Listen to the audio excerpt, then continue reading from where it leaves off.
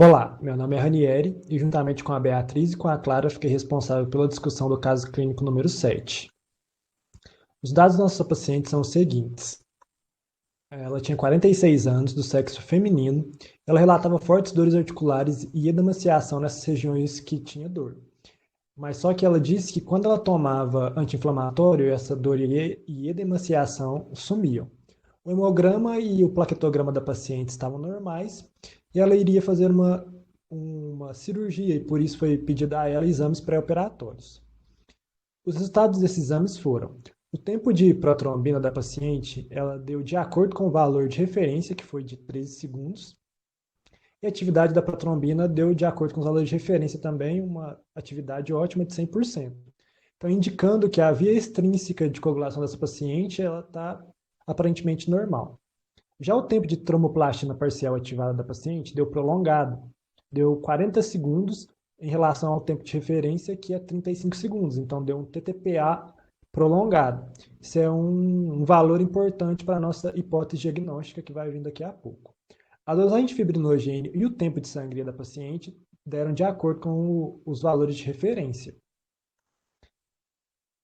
Para avaliar esse prolongamento do TTPA, foi investigado mais um pouco sobre a paciente.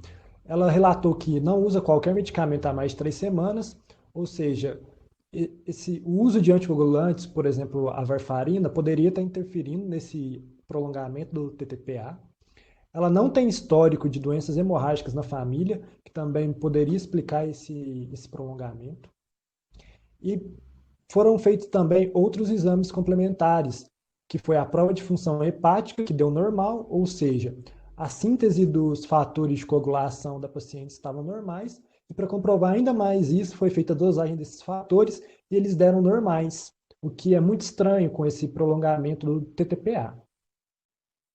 Dito isso, a gente já elimina a deficiência dos fatores da veia intrínseca juntamente com o sangramento da explicação desse prolongamento do TTPA. Por quê? Porque os fatores da paciente já foram dosados e eles estão normais, e além disso a paciente não relatou e não apresentou sangramento. Então, o que poderia explicar esse prolongamento do TTPA poderia ser a deficiência dos fatores da fase de contato, ou como o cininogênio de alto peso molecular e a precalicreína, que são substâncias importantes para a iniciação da via intrínseca, ou a presença do anticorpo lúpico, inibidor lúpico, que faz parte dos anticorpos antifosfolipídios, que eles agem inibindo os fosfolipídios do paciente, no caso, né? E esses fosfolipídios são responsáveis por interagir e se ligar com os fatores e fazer parte da via de coagulação. Então, a presença desse anticorpo lúpico no plasma da paciente poderia prolongar esse tempo de TTPA. Outro sintoma que a paciente também relatou foi dor e edema na sua perna esquerda, e que são sintomas clássicos de trombose vascular ou tromboembolia vascular. Então, para identificar se ela era portadora dessa síndrome, foi feito um teste chamado duplex scan, que é um teste de imagem que ele tem alto grau de confiabilidade no diagnóstico desse tipo de doença. Esse teste ele demonstra a imagem do vaso, o calibre do vaso, o fluxo sanguíneo desse vaso e até se tem coágulos ou não no vaso sanguíneo. E no caso da paciente, ela possuía sim coágulos de sangue no seu vaso sanguíneo, indicando uma trombose vascular, uma tromboembolia vascular. Depois de analisar esses exames realizados pela paciente, nós juntamos 4 principais alterações que identificamos para nos levar à nossa hipótese diagnóstica, que foram elas: a tromboembolia vascular, presente na paciente confirmada pelo teste do duplex scan, dores articulares, que são características de doenças reumáticas que a paciente apresentava, alteração do TTPA, o aumento do TTPA, o prolongamento do TTPA por possível presença do inibidor lúpico e a dosagem de fatores que se deram normais. Com isso, a gente chegou à nossa hipótese de síndrome antifosfolipídica, ou SAF. A SAF é uma doença autoimune caracterizada pela presença de anticorpos antifosfolípides, juntamente com, no mínimo, uma manifestação clínica. Essas manifestações clínicas mais comuns são a trombose arterial venosa e a perda fetal recorrente. No caso, a nossa paciente, ela apresentou a tromboembolia venosa, então ela tem essa manifestação clínica, e ela possivelmente tem um anticoagulante lúpico, que é um anticorpo antifosfolípide. A SAF ela pode ser classificada como primária ou secundária. A primária ela ocorre de maneira isolada e a secundária ela ocorre associada a outras condições, como, por exemplo, doenças reumáticas, como a nossa paciente também possivelmente apresenta. Então, a nossa paciente tem uma SAF secundária. E quem são esses anticorpos antifosfolípides? São 3 imunoglobulinas as mais comuns: os anticorpos anticardiolipina, o anti-beta-2-glicoproteína 1 e o anticoagulante ou inibidor lúpico, o mesmo inibidor lúpico responsável pelo prolongamento do TTPA. Esses anticorpos são prevalentes em pacientes que apresentam quadros vasoclusivos e esses pacientes com a presença desses anticorpos possuem risco trombótico aumentado. Mas como que esses anticorpos aumentam esse risco trombótico? Eles agem sobre as plaquetas, fazendo ativação plaquetária, eles agem em células endoteliais, fazendo que essas células expressem mais moléculas de adesão e tenham maior síntese de fator tecidual. Eles agem contra anticoagulantes naturais, como a proteína C e proteína S e antitrombina, além de também provocar maior síntese de fator tecidual pelos monócitos e aumento da inflamação. Todos esses fatores aqui são fatores que contribuem para esses processos coagulantes no paciente. Mas vale ressaltar também que só a presença dos anticorpos não é suficiente para trazer o coágulo, para apresentar o coágulo.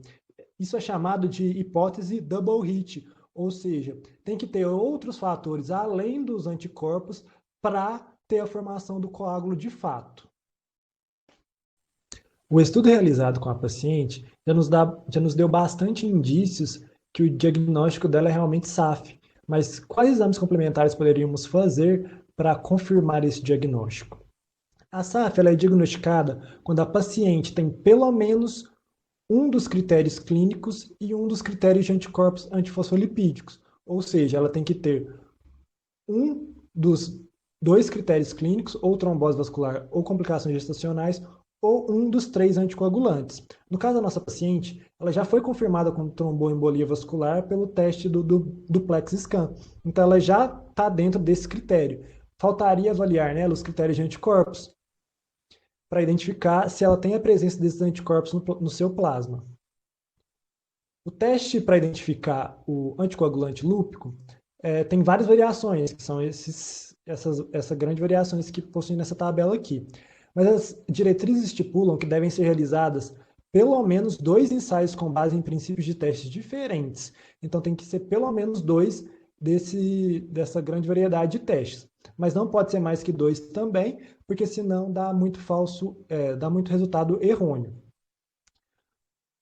O que a gente escolheu para discutir aqui foi o TTPA, que na verdade já foi bastante discutido, a gente não vai nos prolongar muito nisso, mas ele tem que dar um tempo prolongado, como o da nossa paciente deu, e o teste veneno da víbora de Russell diluído, que é o mais forte na detecção do anticoagulante lúpico. E como é que esse teste funciona? Esse teste funciona em 2 etapas, na etapa do rastreio e na etapa da confirmação. Na etapa do rastreio, é adicionado o ativador de coágulos ao plasma do paciente e também esse plasma vai estar com fosfolipídios reduzidos. Então, vai ter sido feita uma centrifugação dupla no plasma desse paciente para tirar esses fosfolípides, para impedir que para ter uma concorrência entre os ativadores de coágulos e os anticorpos.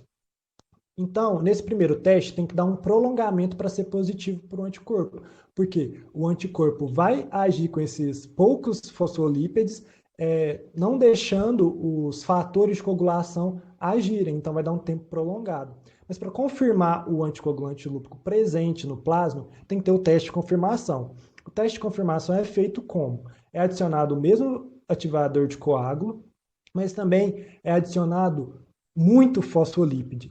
Fosfolípide suficiente para ligar com os anticorpos antifosfolípides e com os fatores de coagulação. Então, não vai ter concorrência. Então, vai acontecer a coagulação de qualquer jeito, porque vai ter fosfolípide suficiente para os dois. Então, o efeito dos anticorpos é eliminado. Então, tendo a correção do tempo. Então, para ter anticorpo lúpico, o rastreio tem que dar prolongado e a confirmação tem que dar, o tempo tem que ser corrigido. Então, assim teria o anticoagulante lúpico no plasma do paciente. Já os testes para identificação dos anticorpos ACL e A-beta-2-GP1, que são realizados, o mais utilizado é o exame de ELISA, que baseia-se na pesquisa de anticorpos IgG e IgM desses anticorpos contra a cardiolipina na presença do cofator beta-2 glicoproteína. Vale ressaltar que os níveis que têm que ser identificados no plasma do paciente têm que ser de moderados a alto. Numericamente, tem que ser acima de 40 GPL ou MPL. Uma coisa que temos que ressaltar também é que tanto o teste para identificação do anticoagulante lúpico quanto para esses dois anticorpos, eles têm que ser positivos em 2 ou mais ocasiões no intervalo mínimo de 3 meses. Então, tem que dar 2 positivos para o paciente no intervalo de 3 meses. E também o paciente não pode estar usando nenhum anticoagulante, porque pode afetar o teste e dar resultados falsos positivos ou falsos negativos. Com isso, gente, terminamos o nosso estudo de caso. Aqui estão nossas referências que utilizamos para o trabalho. E eu agradeço a atenção de todos até aqui. Muito obrigado.